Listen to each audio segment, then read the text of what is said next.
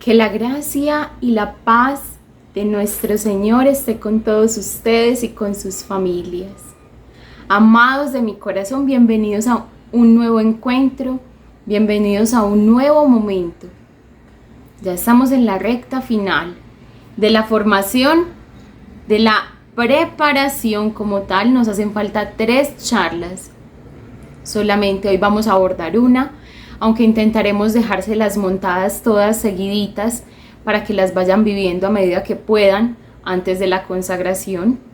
Y finalmente ese momento de preparación final, de consideraciones para quienes van a vivir la consagración en su ceremonia presencial y quienes la van a vivir desde la distancia. ¿Cómo podemos hacer para estar todos unidos en un mismo espíritu? Vamos a comenzar con una pequeña oración pidiéndole a la Santísima Virgen María que sea ella quien disponga lo mejor posible nuestro corazón, porque sin duda queremos recorrer un camino que ella conoce, que ella ya ha vivido. Queremos, Santísima Virgen María, disponer lo mejor posible nuestro corazón y que tú pongas el resto, que con tu intercesión el Espíritu Santo venga a abrir nuestros sentidos interiores y exteriores, pueda disponernos lo mejor posible para la obra maravillosa de Dios. Queremos custodiar los frutos de la sanación que ya hemos recibido. ¿Cómo podemos? No sabemos, Madre. Por eso venimos a tu corazón, que es fuente de toda gracia, unido al cual se encuentra el corazón de San José. Intercede, Madre, junto a tu casto esposo, y alcánzanos el entendimiento, la disposición verdadera para vivir esta charla. Dios te salve María, llena eres de gracia, el Señor es contigo. Bendita tú eres entre todas las mujeres, y bendito es el fruto de tu vientre Jesús. Santa María, Madre de Dios, ruega por nosotros pecadores, ahora y en la hora de nuestra muerte. Amén. Gloria al Padre, al Hijo y al Espíritu Santo, como era en el principio, es ahora y siempre, por los siglos de los siglos. Amén. En el nombre del Padre, del Hijo y del Espíritu Santo. Amén. Bueno, mis amados, estamos ya en las últimas 3 charlas vitales de las cuales va a depender mucho de lo que aquí hemos vivido, para que no se quede simplemente en un emocionalismo, en una práctica espiritual más que hice en mi vida, en una colección más de prácticas u oraciones que hemos rezado y que hemos realizado. Todo lo que hemos vivido aquí, en esta preparación para la consagración, en esta sanación de la familia, en esta preparación de mi corazón para entregarle mi familia al Señor, lo único que hemos querido es disponernos para estas 3 charlas que vamos a ver, que vamos a vivir hoy, mañana y pasado, mejor dicho. Y para comenzar este encuentro de hoy, que es, ¿recuerdan el encuentro anterior, la charla anterior? Les hablábamos de cómo podemos nosotros vivir un encuentro íntimo más profundo con Dios y ahí afianzar mi proceso de conversión. Porque finalmente es afianzando mi proceso de conversión que yo voy a recibir la gracia de conservar el fruto de la sanación que he recibido. Todos nosotros hemos recibido sanación. Todos hemos experimentado sanación. Y puede que unos de una forma sensible y visible, con algún hecho sobrenatural, como nos han hecho saber, con algún hecho físico, como la sanación de una enfermedad, pero también con un hecho sobrenatural que quizás sea imperceptible a los sentidos y que yo no pueda evidenciar aquello de lo cual el Señor me sanó o sanó a mi familia. Pero todos aquí, sin duda alguna, hemos recibido sanación y eso no es lo que está en cuestión en este momento. ¿Qué es lo realmente importante ahora? Que yo conserve y cultive y acreciente esos frutos de la sanación ya recibida. Vamos a leer rápidamente un texto bíblico.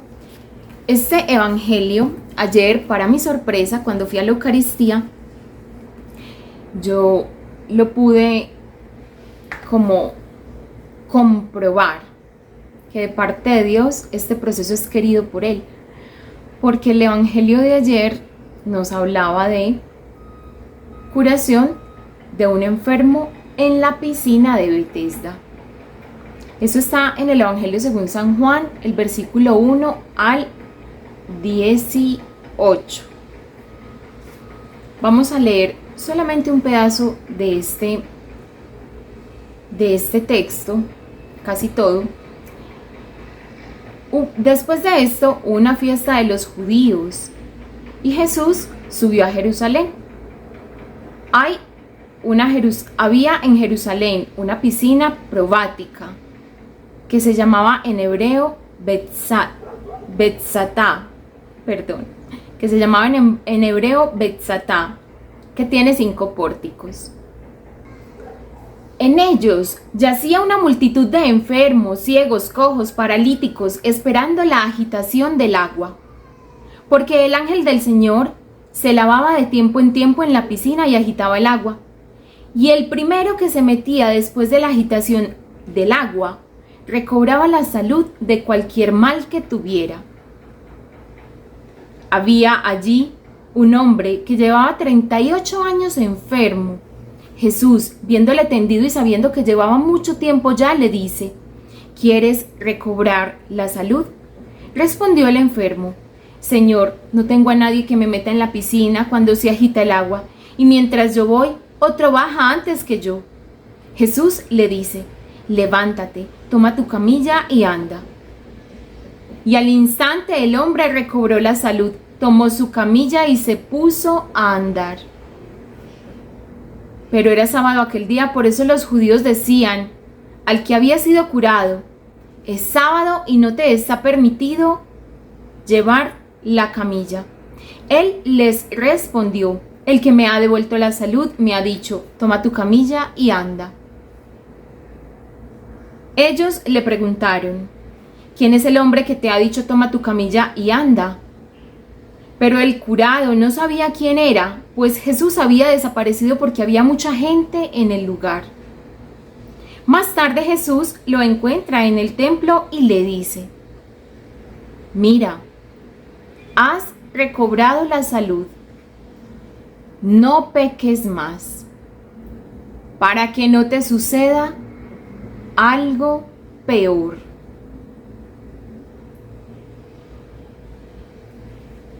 Palabra del Señor. Gloria a ti, Señor Jesús. Que el Espíritu Santo nos auxilie a todos, tanto a mí para transmitir fielmente, como a ustedes para escuchar atentamente y poner por obra. En este encuentro de hoy vamos a ver cuál es ese contacto que Dios tiene con nosotros. Porque como hemos visto aquí, Él lo tiene con nosotros, Él tiene un contacto con nosotros, pero nosotros muchas veces queremos hacer cosas diferentes, a aumentar ese contacto de Dios con nuestra alma. Quizá porque la tribulación que estamos viviendo es muy fuerte, quizá queremos apartarnos, como encerrarnos en nosotros mismos, como aislarnos. Bueno, quizá dolores, pérdidas, tribulaciones nos han traído hasta aquí, hasta esta preparación. Y el Señor, en medio de todas las prácticas que hemos llevado a cabo y en medio de toda la sanación que hemos recibido, hoy tiene una palabra para nosotros. Y con este pedacito nos vamos a quedar. Mira, has recobrado la salud. No peques más, no sea que te suceda algo peor. Y cuando yo preparaba esta charla, fue para mí una gran sorpresa, por eso encontrarme el día de ayer, martes, porque esta charla se está grabando el miércoles, apenas la terminemos de montar se les va a enviar. Fue para mí una gran sorpresa ver que este texto en el cual había meditado, el Padre lo hacía oración a través de la homilía y que era lectura bíblica de ese día. Porque si bien es cierto que nosotros venimos con muchas necesidades de sanación, eso no es cosa de ahora, ni cosa, mejor dicho, uno dice, ¿cómo tener una conversión más profunda? Una preparación a San José con este nombre y los inscritos van a ser 100, 200 personas, que siguen siendo muy buen número. Pero para nuestra sorpresa, la sorpresa de mi esposo y la mía, en esta consagración se inscribieron más o menos 1500 personas. Y de esas 1500 nosotros esperábamos que perseveraran unas 200 o 300. Pero han sido casi 600 las familias que han recibido toda esta formación y que se han alimentado de toda esta espiritualidad. Digamos que es el número de permanencia más alta que hemos tenido en una consagración, porque uno espera que todos se consagren, obviamente, pero uno sabe que la gracia no es para todos, que solo algunos aprovecharán esa gracia, la vivirán, se apropiarán de ella y con dientes, con uñas, con lo que sea, perseverarán hasta el final. Entonces siéntanse ustedes amados por el Señor porque les ha permitido llegar hasta aquí. No ha sido por sus buenas obras, ni por sus méritos, ni por los míos, no, ha sido solo por su misericordia. Y cuando yo meditaba en cómo podemos alcanzar esa sanación, es que la sanación ya la alcanzamos, porque se lo hemos pedido al Señor de miles de formas. La sanación ya la alcanzamos, se lo hemos pedido con 18 Eucaristías consecutivas. Para sorpresa de estos hombres, imagínense que esas ruinas de ese lugar, Betzatá, está en este momento en la actualidad y encontraron restos de esa piscina donde se agitaban las aguas porque bajaba el ángel. Y el ángel solo se lavaba, entonces las aguas eran milagrosas para todos, pero solo el primero alcanzaba esa curación. Resulta que en Cristo nosotros no tenemos esa condición, ni de irnos a meter a una piscina, no. Recibimos de Cristo lo más grande, que es la comunión con Él en cuerpo, sangre, alma y divinidad.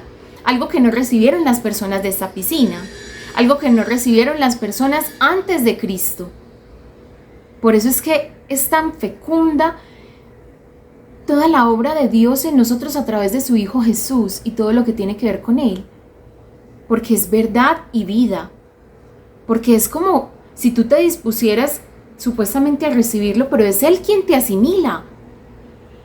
Y si estos eran curados por un ángel que movía el agua, porque se bañaba ahí, ¿cuánto más vamos a ser curados nosotros cuando tenemos ese contacto íntimo con Cristo?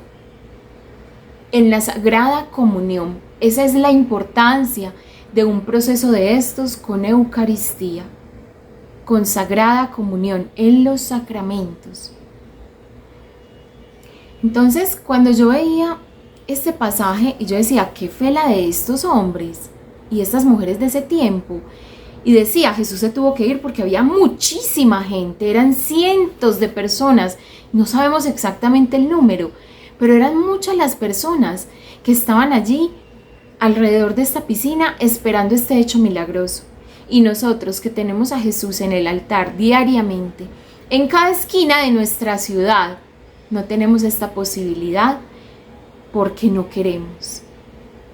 Era para que estuviésemos todos agolpados en las puertas de los templos, esperando el milagro que ocurre en la Eucaristía. Pero no es así. Donde dijéramos, ¿cómo ser un alma más eucarística? Les aseguro que la inscripción para estas consagraciones sería de 50 personas. Porque eso no nos interesa. Parece que nos interesarán son las obras sobrenaturales.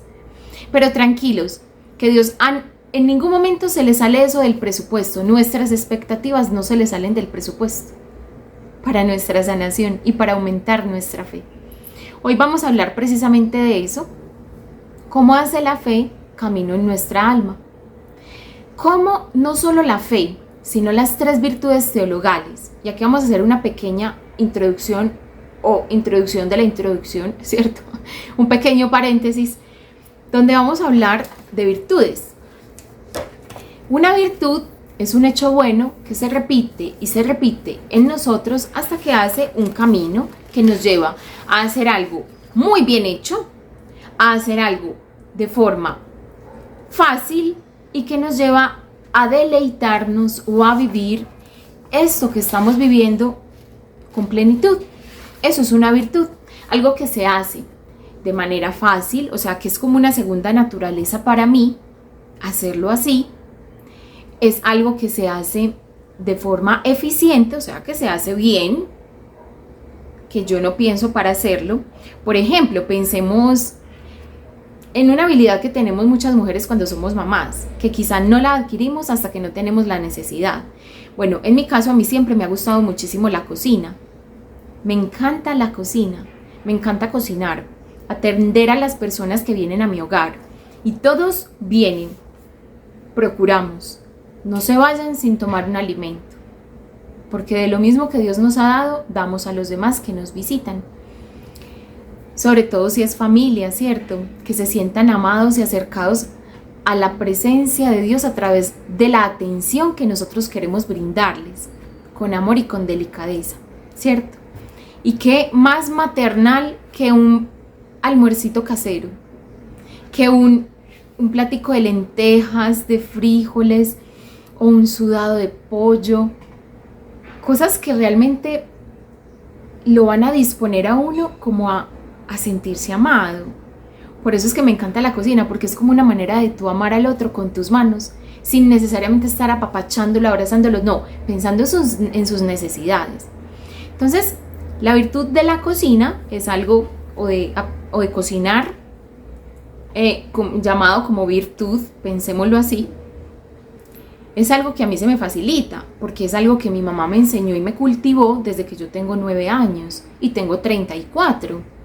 O sea, fácilmente divide mi vida en 4 partes y casi esas 3 partes de mi vida las he pasado cocinando.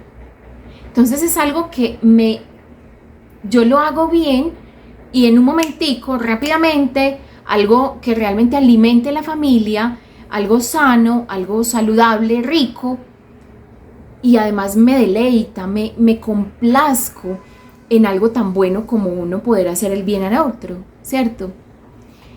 Y si queda bien la comida, pues muchísimo mejor, es algo que deleita. Eso es la virtud, eso es la virtud. Cosa parecida o cosa semejante, igual, pasa con lo que llamarían la antítesis de las virtudes. La antítesis de las virtudes son los vicios. Todo lo contrario a las virtudes son los vicios. Entonces, todas las personas que quizá tienen un vicio, eso para ellos se ha vuelto como una segunda naturaleza. Por eso no es fácil renunciar de un todo y por todo con esa radicalidad que se necesita muchas veces, porque es que estás pidiéndole al alma que vaya más allá de lo que sus fuerzas pueden en ese momento, a menos que una gracia sobrenatural lo asista. Como yo he visto personas que dejan el cigarrillo así, de una vez y por todas, o que dejan el alcoholismo así, de una vez y por todas. Eso es una gracia extraordinaria que sucede en esa alma, porque lo propio en nosotros es que así como el bien hace camino, el mal también hace camino, y nos afianzamos cada vez más en el bien o nos afianzamos en el mal.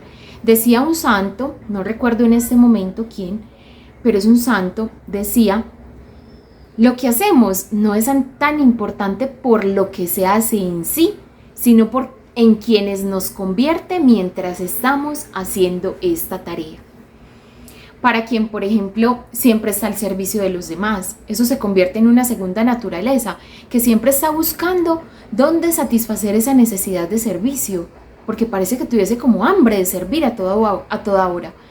Asimismo, las personas que se vuelven egoístas quieren ser servidos y solo servidos, y como que nada les alcanza, como que todo lo que tú haces por ellos es insuficiente, ¿cierto? Ese vicio del egoísmo en ellos ha dado un fruto y una raíz tan profunda que no es posible arrancar esta raíz del corazón sin dañarlo. Esta obra solo le corresponde a Dios. Entonces, hoy vamos a hablar de esas, digamos que las familias de virtudes están reunidas en dos grandes familias: virtudes divinas, virtudes teologales, es decir, virtudes que vienen del mismo Dios, y virtudes humanas. Las virtudes humanas son aquellos buenos hábitos que yo puedo ir aprendiendo, adquiriendo, y eso lo vamos a ver en la próxima charla, cuando veamos todo lo que tiene que ver con mi forma, mi propia vida, mi alma, y cómo a través de mi alma, de cultivar mi alma, yo puedo adquirir una conversión más profunda y puedo adquirir la gracia de conservar la sanación en mi familia. Porque eso es posible. Yo, trabajando en mi propia alma, puedo conservar la gracia de la sanación en mis seres queridos. Eso es posible. Y muchas veces nosotros pensamos que no, pero sí, aquí lo vamos a ver que es posible. Es más, es necesario y es condición para que se conserven las gracias de la sanación. Asimismo, en mi relación con Dios, cuando yo más la acreciento, cuando yo tengo una experiencia de Dios más profunda, es ahí cuando yo puedo conservar mejor los frutos de la sanación recibida. Y no lo digo yo, lo dice Jesús. No sea que te suceda algo peor. Mira que has quedado sano. Cuídate de hacer esto para que no te suceda algo peor. ¿Y eso qué es? No peques más. Eso es lo que le pide Jesús al que ha sanado. Y si ustedes se dan cuenta, en todos los milagros que Jesús operó directamente a la persona, Él siempre le dice una sanación interior, como le sucedió, por ejemplo, a la samaritana. Ella no estaba enferma, ella no estaba impedida, ella tenía una necesidad de sanación interior. Ese contacto con Cristo de palabra, porque ella ni siquiera comulgó como lo podemos hacer nosotros, solo escuchó su voz. Lo que nosotros hemos venido haciendo con la Lectio Divina todos los días en la preparación, y quienes no han terminado la Lectio Divina, les invitamos a que lo hagan. Después de la consagración puede ser, pero es necesario que lo puedan hacer y terminar esos audios, esas Lectio Divina, esas lecturas espirituales necesarias para su sanación. Porque solo el escuchar a Jesús sanó a la samaritana. ¿Cuánta sería esa fuerza de Jesús? Que esta mujer, que era pecadora, tuvo esa conversión radical y salió a decirle a todo el mundo lo que le había ocurrido. ¿Cómo sería esa fuerza de Jesús, que aún habita sus palabras en la Sagrada Biblia, que tiene esa misma fuerza en nosotros? Porque la fuerza de Jesús no se ha disminuido por el paso de los años. No, antes parece como que se aumentara, porque ve uno cosas tan fuertes y tan radicales en las almas que uno dice: Jesús, esto solo es obra tuya. Entonces, en la gran familia de virtudes están las virtudes humanas que todos podemos alcanzar, en mayor o menor medida. Y en esas virtudes humanas, en el trato con el otro, vamos a ver, recuerden que esta última parte tiene esas tres dimensiones: mi conversión y cómo conservar los frutos de la sanación recibida en lo que concierne a Dios, y es la charla de hoy. En lo que concierne a mí mismo, que es la charla que sigue, y en lo que concierne a los demás, que es la última charla de la formación, y ahí acabamos. Y además, todo lo que hemos visto en esa última parte, vamos a ver estas virtudes humanas como con una lupa.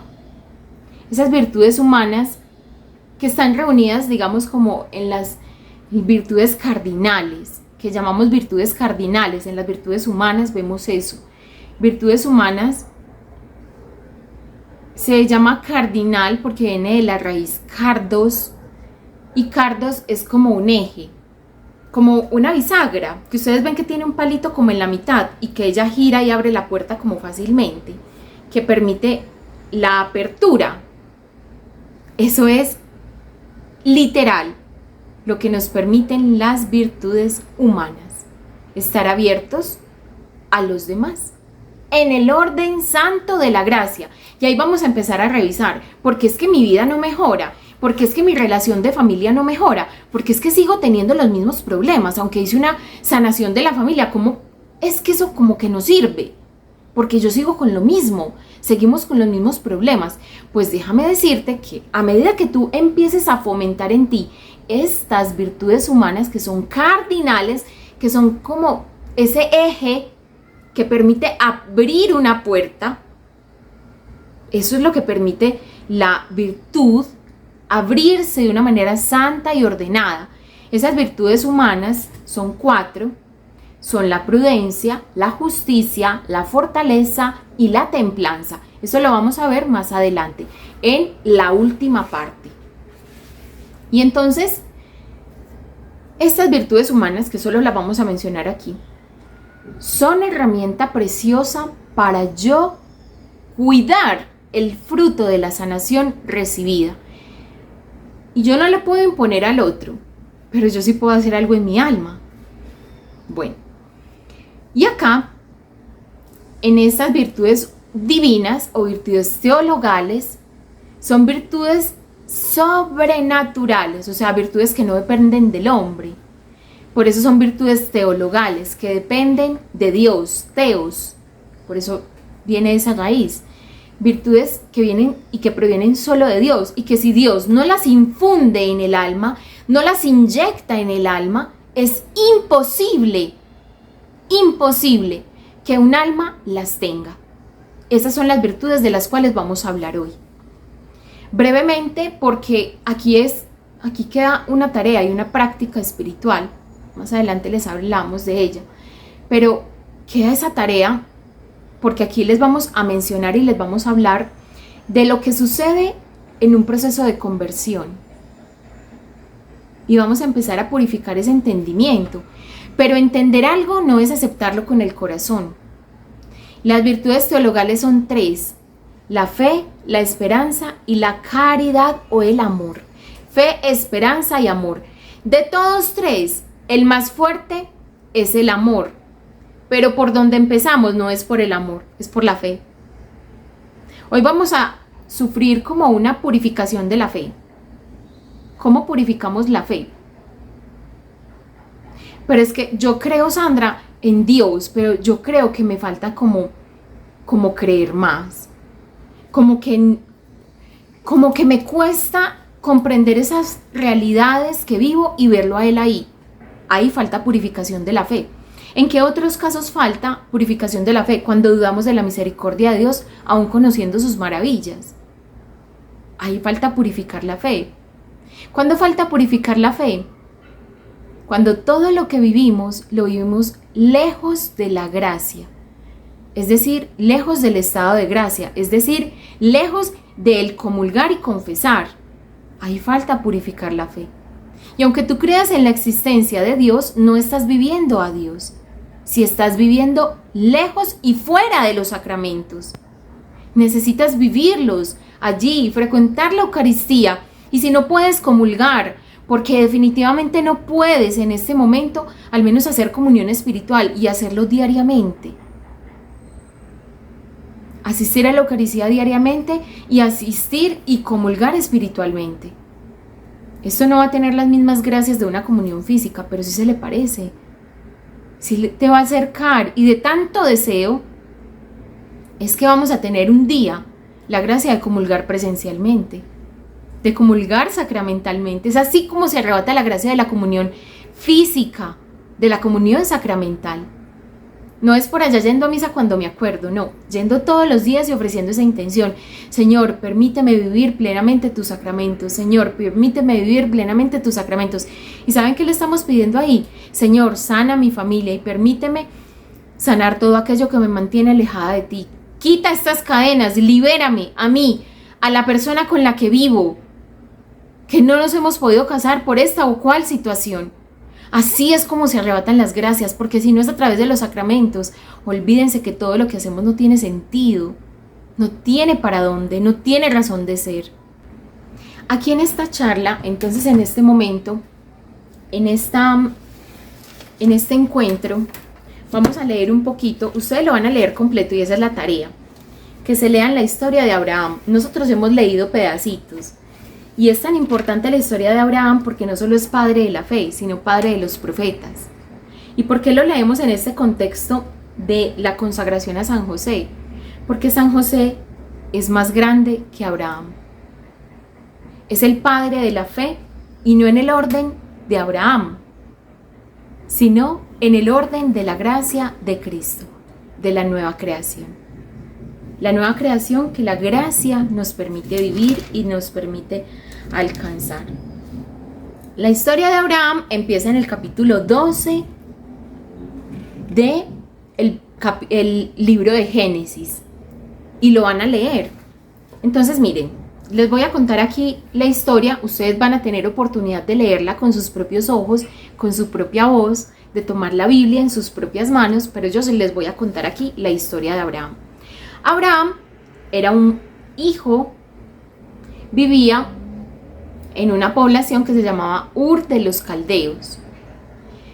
La tierra de Ur estaba dividida como en sur y norte. Y en el sur era donde vivía Abraham con su papá y toda su familia. Ellos eran prósperos, eran ricos, porque eran acomodados. Uno escucha que tenían criados, que tenían ganado, que tenían ovejas, que tenían muchas pertenencias. Y cuando ellos salen con todo.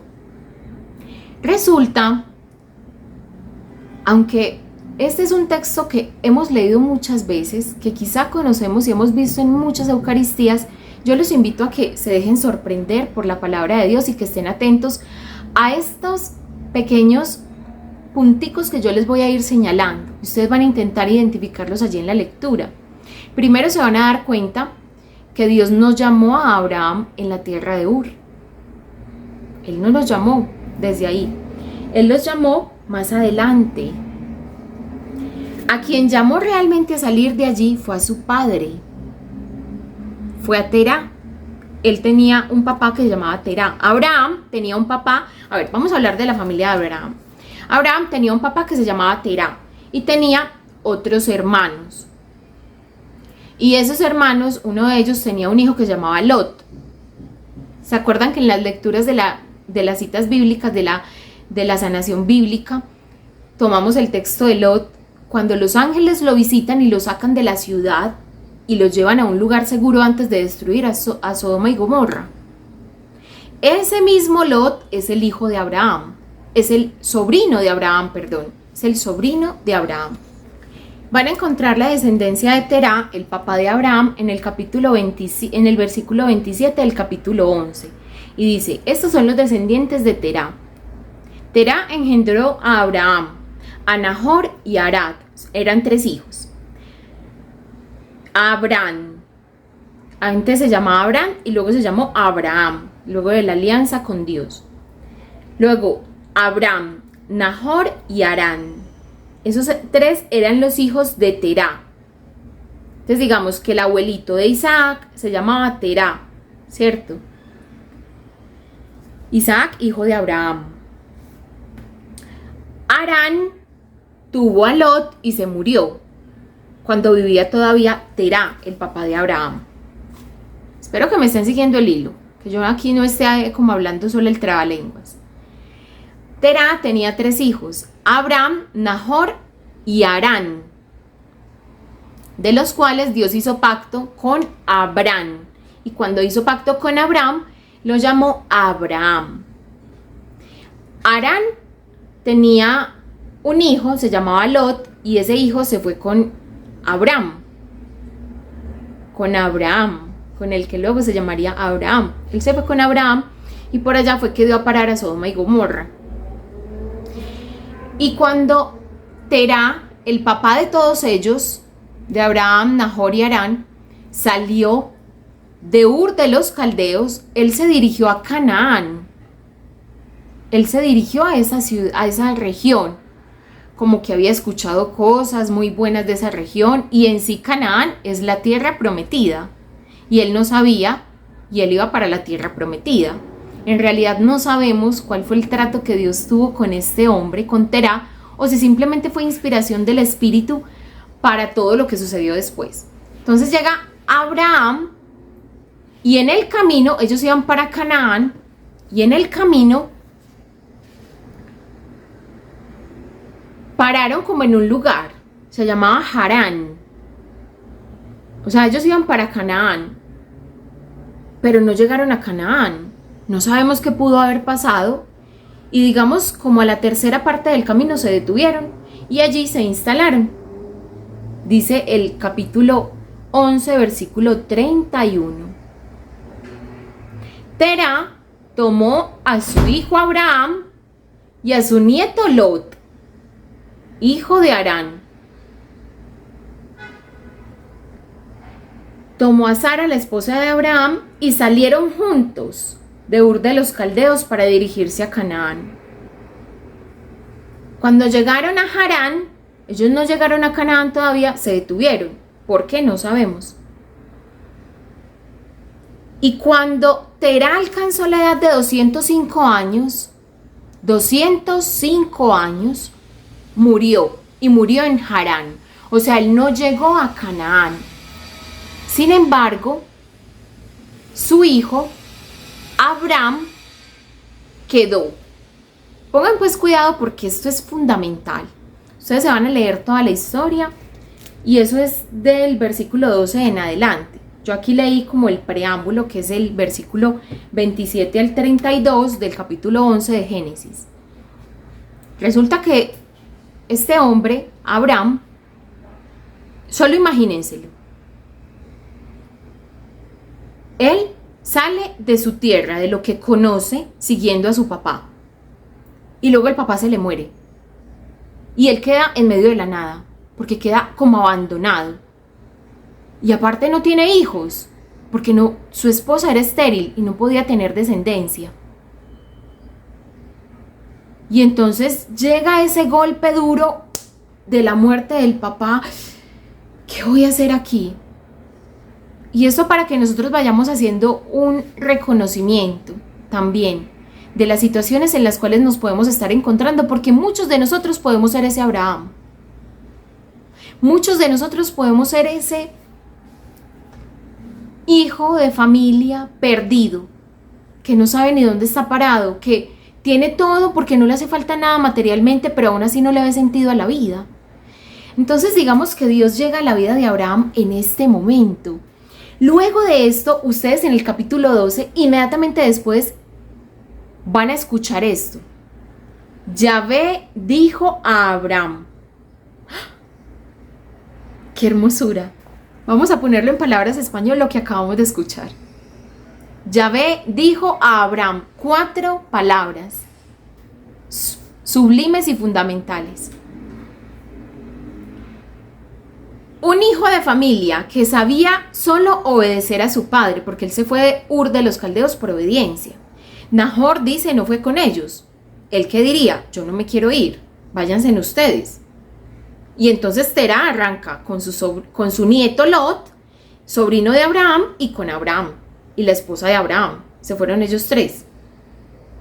Ahí no dice que se fue nadie más de la familia, con sus criados, sus camellos, todos sus animales, sus ovejas, el dinero que tenían, todo lo que tenían. Arrancaron con todo, iban para Canaán, pero no llegaron a Canaán. Y en el camino iban para allá, se establecieron en Harán y ahí muere Terá. Puede ser, se hayan instalado porque se sentía cansado, porque dijo, ve, yo no puedo seguir, vamos a quedarnos aquí, pero tampoco nos vamos a devolver. Como si hubiese empezado un camino y el hijo, en medio de esa pérdida, porque lo único que él tenía era a su papá, no tenía hijos, tenía a su esposa, sí, pero no tenía hijos. Sus hermanos tampoco estaban con él, tenía a su sobrino, no tenía hijos y había perdido toda certeza. Eso se parece mucho a las historias que a nosotros nos llegan todos los días. He perdido mi salud, tengo un cáncer. Has perdido lo que es conocido para ti. Pero digamos que el camino de la fe, porque recuerden que estamos en las virtudes teologales, va haciendo camino en nosotros de esa manera. Y el Señor escoge el momento más propicio, donde nosotros podemos estar más atentos a escuchar su voz. Y ese momento quizá puede ser una tribulación. Y es ahí donde Él toca la puerta del corazón. Por eso muchos de ustedes, para muchos será una pena lo que van a escuchar en este momento, para otros será consuelo, ese consuelo como que tienen que desenvolver porque viene muy bien envuelto en un paquetico muy hermoso, ese consuelo que viene como no lo esperaban, pero que finalmente es el consuelo que necesitan. Para muchos de ustedes, todas las situaciones que los han traído aquí son el medio precioso a través del cual Dios está llamando sus corazones, sus vidas, y no solo sus vidas, sino con ellas sus familias. Porque lo que nos vamos a dar cuenta, no solamente en la historia de Dios con Abraham, que es nuestra propia historia, el padre de la fe, sino en la historia de todos los hombres y mujeres que pasan por la Biblia, los hombres, mujeres y santos que han vivido a través de toda la historia de la humanidad, que nosotros conocemos, San Agustín, Santa Teresa de Jesús, San Juan de la Cruz, San Juan María Vianney, San Francisco de Asís, Santa Teresa de Calcuta. Les he mencionado mis santos de devoción ahí, algunos, San Francisco de Sales. Ustedes van a ver en ellos lo mismo, cómo Dios aparece en sus vidas como ese destello de luz, como que no hay más camino, se me cerraron todas las opciones. Y es ahí cuando Dios infunde, como que arrolla a la persona, como que la despierta de ese letargo, con la esperanza que trae la fe. Y en medio de todo ese camino es que surge el amor.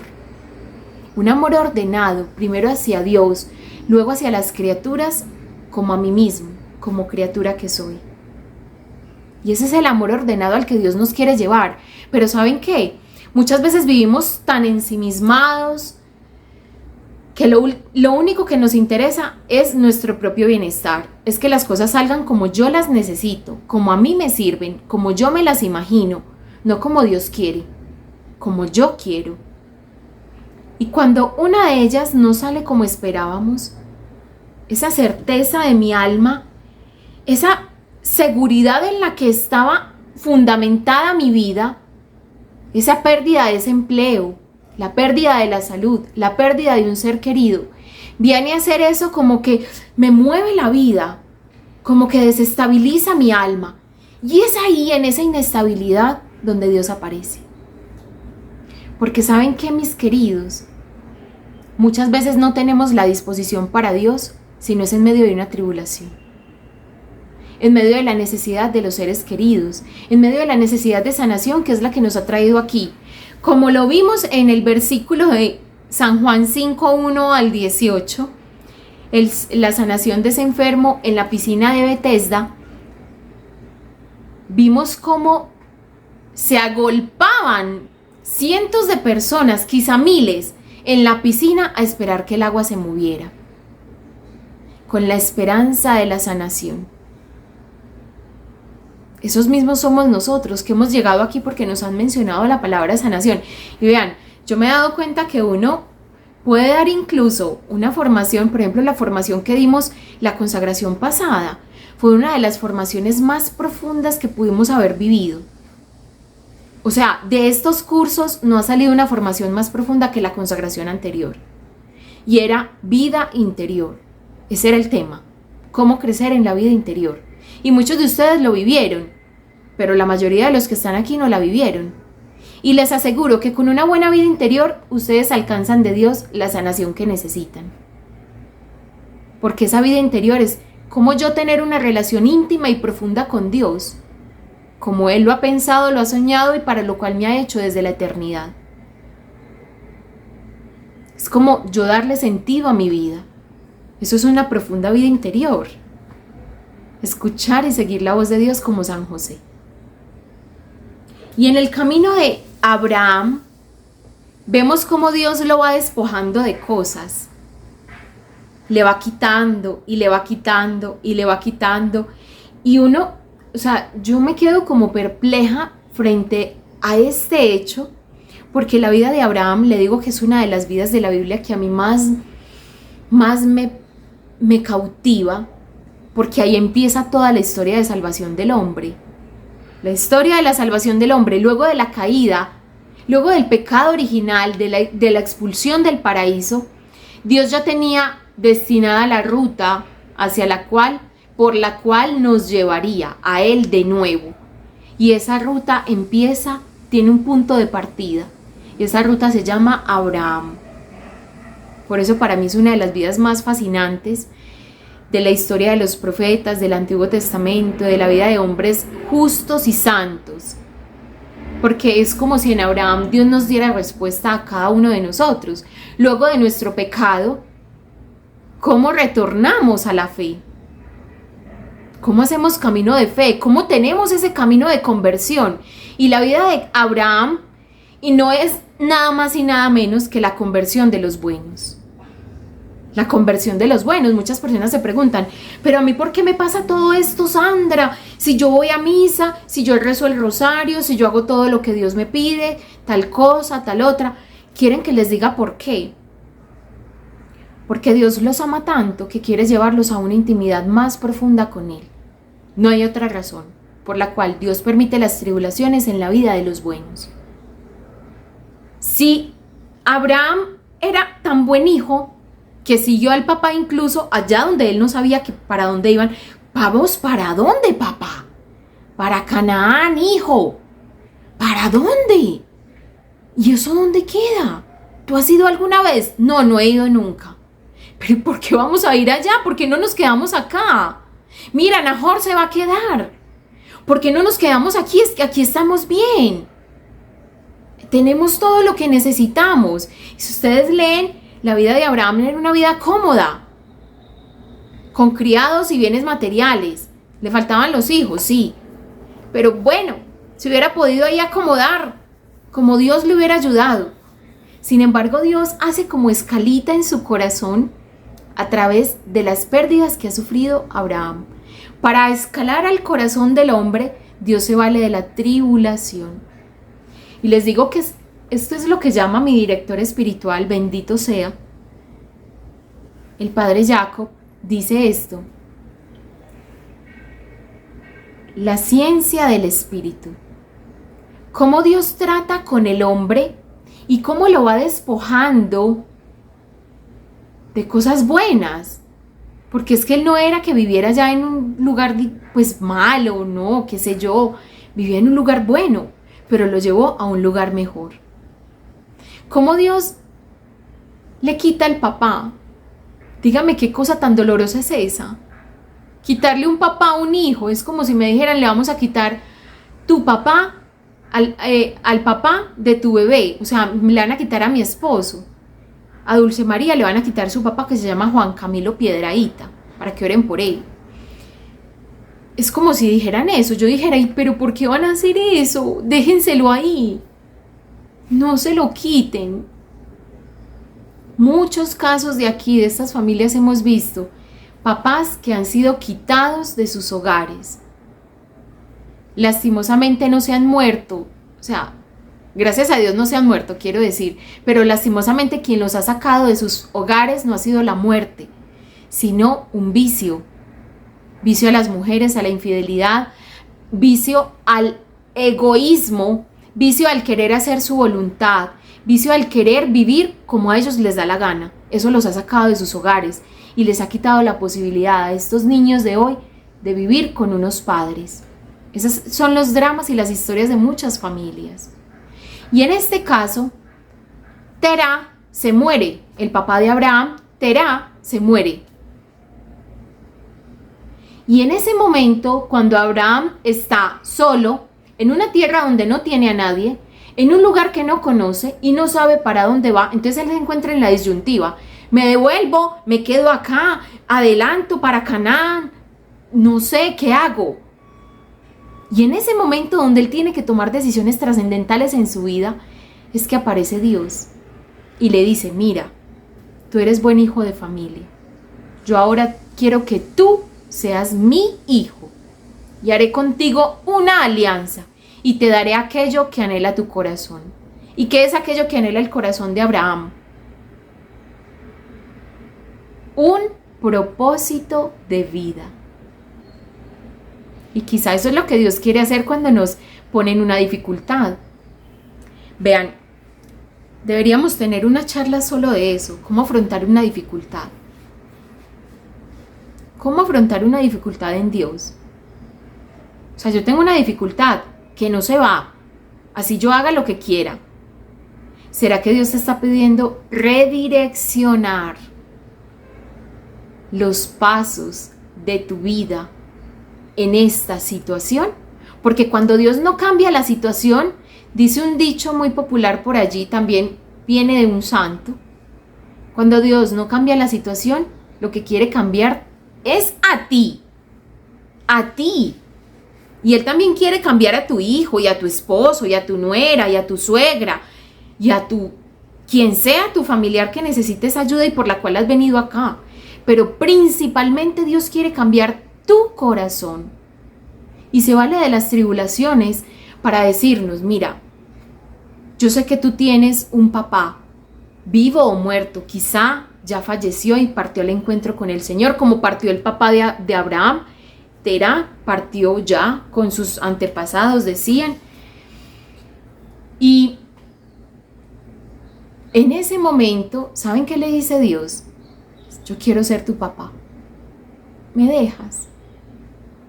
Si ustedes se ponen a leer esto, es que por eso es que me parece una historia fabulosa, una historia genial, una historia maravillosa. Y muy a propósito, la traemos a este momento de la consagración, porque ¿saben qué? Esto es como la entrelínea de lo que le dice Dios. Mira, tú confiabas mucho en un papá y finalmente ese papá es mortal. Ya te falta el papá. Yo quiero ser ese papá para ti. Ese papá que nunca te va a fallar y nunca te va a dejar solo. Y es más, voy a poder hacer por ti cosas que tu papá natural no va a poder hacer, que es darte un hijo, que es darte lo que necesitas. Por eso es preciso que en este momento cada uno de nosotros piense, ¿qué es eso tan urgente y tan necesario que yo quiero y necesito para mi vida? Y si aún no lo sabes, vas a tener tiempo de descubrirlo. Lo único que Dios te pide es que con el corazón estés atento a su voz, disponiéndote para formarte, para aprender, para hacer una lectio divina, para vivir la Eucaristía, para no abandonar tus prácticas espirituales. Porque ¿saben qué? La fe no es simplemente lo que yo pueda decir de Dios. Si tuviésemos que definir la fe sería algo como esto. La fe sería un proceso de Dios con mi alma. Un proceso a través del cual Él se vale de las situaciones difíciles, de las tribulaciones, para llevarme un perfecto conocimiento de Él. La fe se vale de medios imperfectos, como son las situaciones en las que vivimos diariamente. Y se vale Dios de estas situaciones para llevarnos a un pleno conocimiento de su grandeza, de su poder, de su amor. Por eso yo me sorprendo mucho, porque hay personas en todos estos procesos que hacen las oraciones, que viven la Eucaristía y que aún así viven, o sea, hay personas que dicen muchas cosas de Dios, pero su vida no dice nada de Dios. Es como si ellos vivieran alejados de la realidad de lo que significa vivir en Dios. Y a medida que vayamos profundizando en estos encuentros, en estos dos que faltan, vamos a ver el proceso de Dios en mi alma, cómo se lleva a cabo y qué necesito yo disponerle al Señor para que Él pueda hacer una obra perfecta con medios imperfectos. Porque eso es lo que hace el Señor, hace una obra perfecta con medios imperfectos. Medios imperfectos es una tribulación, una angustia, una dificultad, mi imperfecta disposición a Él porque nos queremos disponer verdaderamente, pero no lo logramos 100%, y Él hace lo que Él hace lo que falte para completar en nosotros su obra. La historia de Abraham es la historia de un hombre que lo ha perdido todo y a quien Dios le ha dado más de lo que él puede coger en sus manos.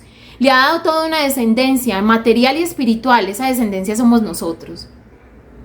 Somos nosotros, pueblo escogido de Dios a través de Abraham. Si Abraham no hubiese dado ese sí definitivo, no hubiésemos tenido esta oportunidad que hoy tenemos de estar incluso hablando de una consagración a San José, hablando de una sanación de familia. No habría esa oportunidad para nosotros. Por eso los voy a dejar con esta última reflexión antes de finalizar, y es: dime cuánto te ha quitado el Señor y te diré cuán profunda es tu relación con Él. Dime cómo has asumido tus pérdidas y te diré quién eres. Dime cuánto has renunciado y te diré quién eres. Dime cuánto te conoces y te diré qué tan cerca estás del Señor. Vamos a pensar realmente a esas certezas que nos aferramos, a las cuales nos cuesta renunciar, y fuerza como si le pusiésemos condiciones a Dios. Señor, mira, yo te sirvo, pero no te metas con esto en mi vida, con la salud de mis hijos. No te metas con la vida de mis hijos. No te metas con mi empleo. No te metas con mi parte económica, y yo creo en ti. Fuese como si fuésemos como poniéndole condiciones a Dios, y como si camináramos por la vida condicionando al mismo Dios. Pero miren, una cosa sí les quiero asegurar: el camino de las virtudes teologales es un camino que en nosotros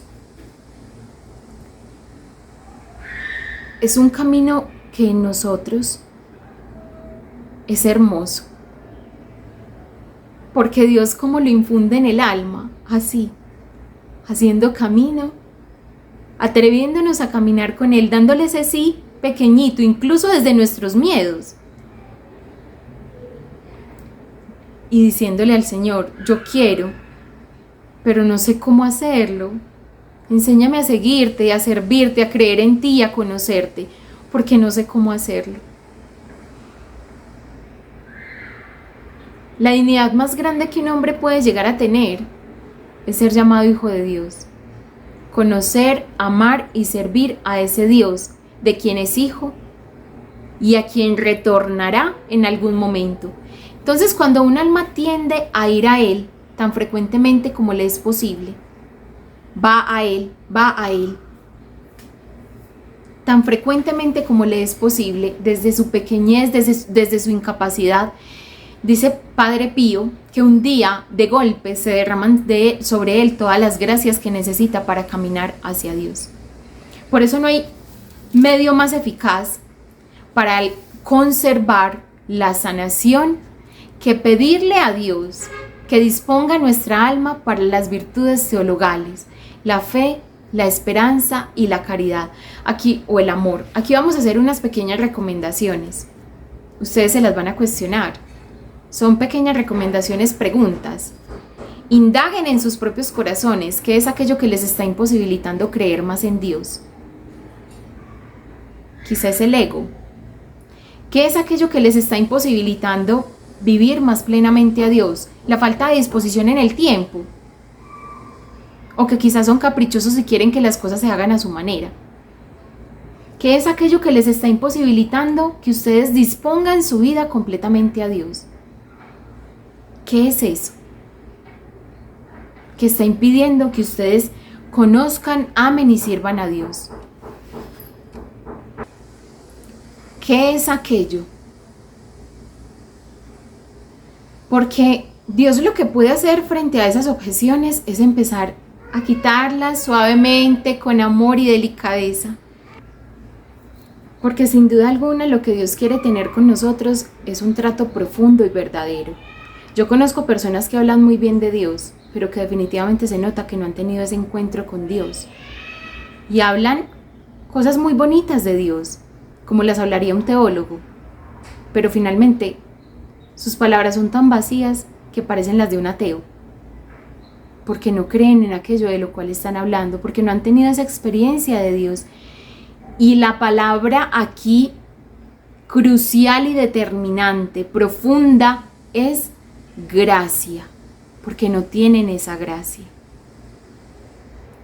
La fe, la esperanza y el amor en sí lo que hacen es disponer nuestra vida para un completo abandono en Dios, en su voluntad.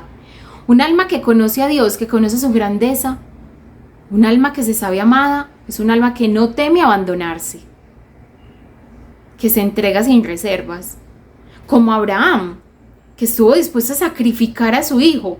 Entonces en la carta a los Hebreos veremos más adelante por allá, como si, fuese como si el escritor sugiriera que Abraham creía aún en la resurrección de los muertos. O sea, como que este Dios que me está pidiendo mi hijo porque me lo dio, yo se lo entrego y luego él me lo resucita. Algo así está sugiriendo. Y bueno, es como, también lo dicen como varios teólogos, que es como lo que Abraham pensó en ese momento.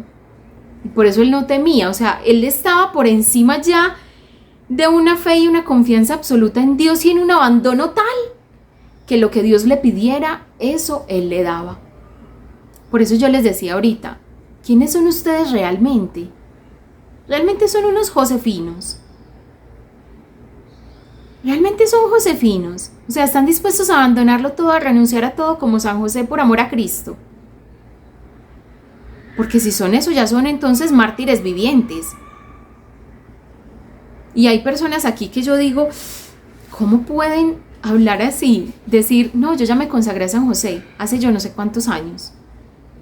No, es que yo ya viví un proceso de sanación de la familia. Yo lo único que hago es callar y mirar. Y uno dice, pero si todos los días yo siento que necesito y como que necesito más. Porque ¿saben qué es lo propio de las virtudes? Y las virtudes en Dios, que nunca tendremos toda la fe. Nunca la tendremos toda. Será algo que se nos irá dando, se nos irá dando, se nos irá dando, a la manera que nos vayamos disponiendo y que nos vayamos abandonando en las manos del Dios que nos ama. Pero ese Dios que nos ama primero hace algo tan bonito en nosotros y nos va despojando.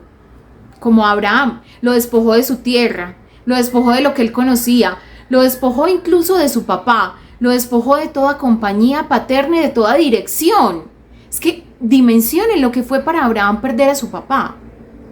Entonces esa otra recomendación sería evaluarnos cómo estamos en obediencia. Porque todo lo que Dios nos ha permitido crecer en obediencia humana, en obediencia a nuestros padres, a nuestros jefes, a nuestros directores de comunidad, lo que Él ha hecho es que crezcamos en obediencia y que nos vayamos disponiendo para obedecer verdaderamente a quien debemos obedecer, que es a Dios. Eso es lo que debemos crecer verdaderamente. Y todo lo que hemos vivido hasta aquí es una antesala de lo que significa ser hijos de Dios. Por eso Dios nos constituye primero hijos de familia, porque allí vamos a aprender muchas cosas muy valiosas, a obedecer a los padres como Abraham. Y cuando Abraham pierde a su papá tenía 75 años. En tiempo real y humano, en este momento, en tiempo actual, diríamos como una persona que muere de 90 años, como que Abraham tenía 30, porque si el papá murió de 205 y Abraham tenía 75, es como si en este momento una persona que muere normalmente a los 90 años, pongámosle muy generosamente el tiempo, que pierda a su papá a los 30. A los 30 se quedó huérfano. Y a los 30 todavía había mucho camino por vivir. Y él tiene a Isaac a los 99 años. O sea, en plena flor de la vida para ellos. O sea, en plenos 50, en plenos 45 tiene a Abraham, a Isaac, perdón. Y poquito después se le ofrece en sacrificio. Viendo Dios la disposición que tenía para entregarle esto, Él dice, no toques la vida del muchacho, no le hagas eso. Y uno dice, ¿qué hubiese pasado si le hubiese alcanzado y que el ángel no llega a tiempo? Probable que Dios hasta se lo resucita. Hasta Dios mismo se lo levanta de entre los muertos, nuevamente se lo devuelve a la vida. Bueno, no sabemos realmente, esto como para que vayamos dimensionando el Dios que nos ama y el Dios que quiere ser nuestro Padre. Y Él se ha valido de la figura paterna, eso va a ser algo que vamos a ver más adelante, de una forma sobrenatural, porque la figura paterna sobre nosotros tiene una autoridad como no la tiene nadie. Por eso San José es el que viene a restaurar esa imagen de Papá Dios en nosotros, tan desfigurada por nuestros padres humanos. Porque muchos de nosotros no nos hemos sentido orgullosos 100% de lo que han vivido nuestros papás o del ejemplo que nos han dado. Por eso San José es tan importante en las familias de ahora, porque viene a ser como esa antesala de cielo, el que nos va a enseñar a obedecer perfectamente, el que nos va a enseñar a crecer en virtud perfectamente y el que va a disponer nuestras vidas para que en nosotros crezcan las virtudes teologales de la fe, la esperanza y la caridad, el amor. Vamos a disponernos entonces para el momento de oración final, para pedirle verdaderamente a Dios que nos muestre quiénes somos, porque es la charla que sigue. Aquí hemos podido vislumbrar lo que Dios está dispuesto a hacer por nosotros, y es que nos quiere cambiar la vida. Se ha valido de un proceso de sanación de familia para cambiarnos la vida. Yo se lo voy a permitir. ¿Qué tiene que pasar? ¿Qué tengo yo que hacer? ¿A qué debo renunciar como Abraham? ¿O qué quizá Dios me tiene que quitar contra mi propia voluntad para que yo voltee mis sentidos hacia Él, mi vida hacia Él? ¿Qué tiene que pasar en mi vida? Señor, tú que sondeas estos corazones de tus hijos, encárgate tú, porque este es tu proceso en ellos, no el mío. Este es tu proceso en estas almas que has escogido, en estas almas que tanto amas y que tanto quieres perfeccionar. Señor, que estas almas vean las tribulaciones con tus ojos sobrenaturales, como oportunidades para conocerte aún más profundamente, para vivir una experiencia más profunda de tu amor, para vivir en ti, para vivir por medio de ti la vida que tú los has llamado a vivir plenamente. Llámalos, Señor, como llamaste a Abraham, y llama incluso a sus hijos, como llamaste a Abraham a través de su padre Terá. Llámalos. Llama, Señor, a cada miembro de nuestras familias, como nos has llamado a nosotros, como has llamado a Abraham. Que te valgas del medio más disponible que tengas para la salvación de estas familias que tanto te aman y te necesitan. Necesitamos de ti y esperamos en ti. Gloria al Padre, al Hijo y al Espíritu Santo, como era en el principio, es ahora y siempre, por los siglos de los siglos. Amén. En el nombre del Padre, del Hijo y del Espíritu Santo. Amén. San José, ruega por nosotros. Los amamos con el corazón de Cristo.